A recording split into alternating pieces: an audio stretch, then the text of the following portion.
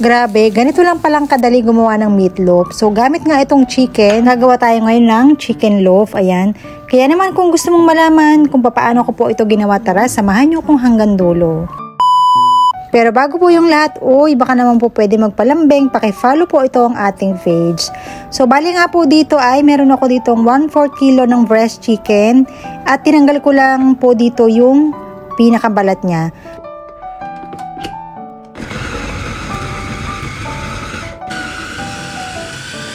And so, ginamitan ko nga pala ito ng food processor, ayan, para make sure na talaga namang pinong-pino yung kakalabasan ng karne, no?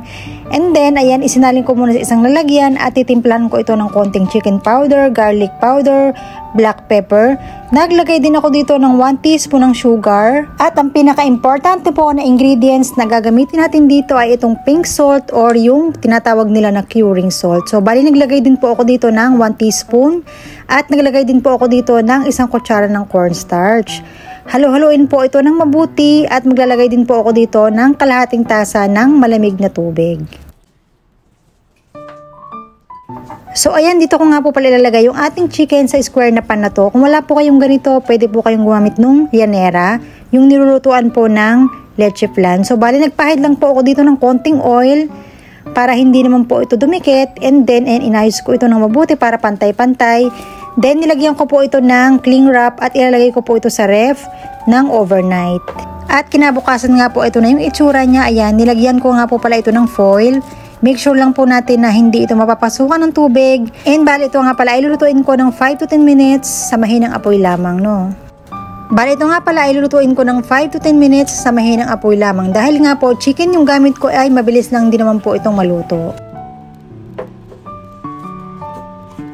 And pagkatapos nga namang 8 minutes, ayan, hinango ko na. So, palamigin muna natin ito.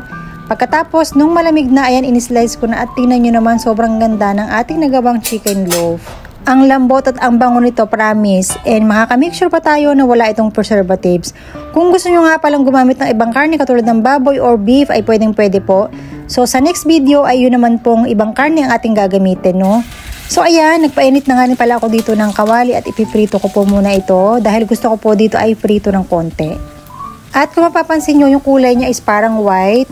Dahil nga po yung ginamit natin ditong karne is chicken, pero sa susunod po na video is gagawa po ako ng ibang karne naman katulad ng beef. So itatry naman po natin yan sa next video. So ayan, gusto ko nga po palang luto is yung parang ganito lang, hindi naman siya masyadong toasted. At syempre, napakasarap nitong ulam sa kanin. Kaya naman, in-ready ko na rin po dito yung aking mainit na kanin. At ito na nga po yung pinaka-exciting na part, syempre, ang kainan time. Napakabango nito para ka talaga nagpipirito ng maling na mga nabibili sa lata, ganon. Pero syempre, yung ating homemade is napaka-healthy nito kasi nga po, wala naman tayong ginamit dito na iba pang preservatives.